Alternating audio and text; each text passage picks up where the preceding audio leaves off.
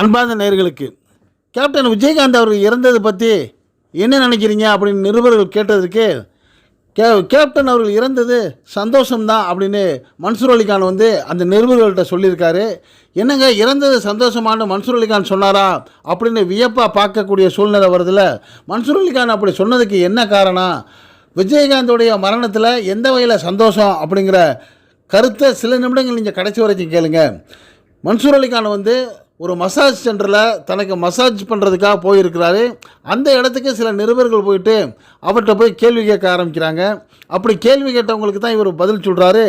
ஒரு விதத்தில் கேப்டன் இறப்பு ஒட்டுமொத்த உலகத்து மக்களுக்கும் ஒரு விதமாக, அதாவது அவங்க இந்த 3 வருஷமாக சொல்லனா துயரங்களை அனுபவித்து வந்துக்கிட்டு வந்தாங்கள்ல, அது எல்லாருக்கும் தெரியும். எப்படின்னா அவர் நினைவுகளிலிருந்து இருந்தாங்களா, சக்கராத்த ஆளில் இருந்தாங்கன்னு எங்களில் சொல்லுவாங்க, அது மாதிரி சொல்லுவாங்க.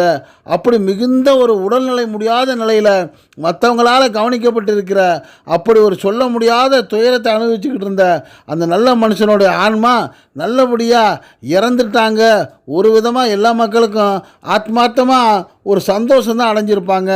அவரை நல்லபடியாக இறைவனடி சேர்த்ததற்கு ஆண்டவனே உனக்கு நன்றின்னு தான் மக்கள் நினச்சிருப்பாங்க அப்படின்ற ஒரு செய்தியை தான் நிருபர்கள்ட்ட சொன்னார். அவர் சொன்னதோடைய பொருள் என்னென்னா, 3 வருடமாக மிகவும் கஷ்டப்பட்டுக்கிட்டு வந்த இந்த விஜயகாந்தோடைய ஆன்மா இனி கஷ்டப்படாது, துயரப்படாது, அது ஒரு நிம்மதியாக இறைவனடி சேர்ந்திருக்கும் அப்படிங்கிற ஒரு வகையில் தான் அதை நினச்சி மக்கள் சந்தோஷப்பட்டிருப்பாங்க. விஜயகாந்த் இறந்துட்டாருங்கிறத நினச்சி சந்தோஷப்பட்டிருக்க மாட்டாங்க. அவர் 3 வருடமாக கஷ்டப்பட்டு துன்பப்பட்டு வந்த துன்பத்திலேருந்து விடுதலை அடைஞ்சிட்டாருங்கிற சந்தோஷம் அடைந்திருப்பாங்கங்கிற ஒரு பொருளை தான் அந்த மன்சூர் அலிகான் நிருபர்கள்ட்ட சொன்னார்.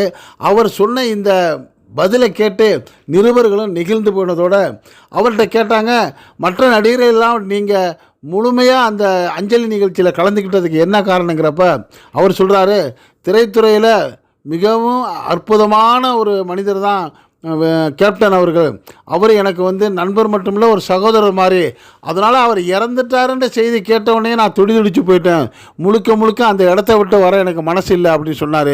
சொன்னதோடு மட்டும் இல்லாமல் விஜயகாந்த் அவர்கள் பூத உடல் வைக்கப்பட்டிருந்த அந்த பெட்டியுடைய கால்நடி பக்கத்தில் 10 மணி நேரம் தொடர்ந்து சோகமே உருவாமல் உட்கார்ந்துருந்த அந்த மன்சூர் அலிகானை பார்த்து பல நடிகர்களும் அவர் ரொம்ப ஒரு அனுதாபமான சூழ்நிலையில் பார்த்தாங்க.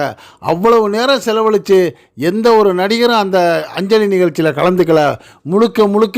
முழுமையாக 2 நாட்களும் அவர் முழுமையாக தன்னுடைய பங்களிப்பை அந்த அஞ்சலியில் மன்சூர் அலிகான் கொடுத்தாருங்கிற செய்தி தான் இந்த திரையுலகத்தில் பலரையும் வியக்க வைச்சது.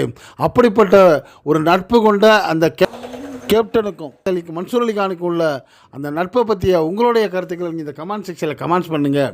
அந்த மன்சூர் அலிகான் அவர்களும் கேப்டன் விஜயகாந்த் அவர்களுக்கு ஏற்பட்ட இந்த சகோதரர் போன்ற ஒரு நட்புக்கு என்ன காரணங்கிற உங்களுடைய கருத்துக்களை இந்த கமெண்ட் பாக்ஸில் கமெண்ட்ஸ் பண்ணுங்கள். இந்த செய்தி பிடிச்சிருந்தால் இதுக்கு ஒரு லைக் கொடுங்க. இதே போன்ற செய்திகள் எந்த விதமான சார்பும் இல்லாமல் உடனுக்குடன் உங்களுக்கு சேர இதுவரை நம்ம சேனலுக்கு சப்ஸ்கிரைப் பண்ணாதவங்க சப்ஸ்கிரைப் பண்ணுங்கள். மறக்காமல் பக்கத்தில் இருக்க பெல் ஐக்கானை கிளிக் பண்ணுங்கள். என்றும் இணைந்திருப்போம். நன்றி, வாழ்த்துக்கள்.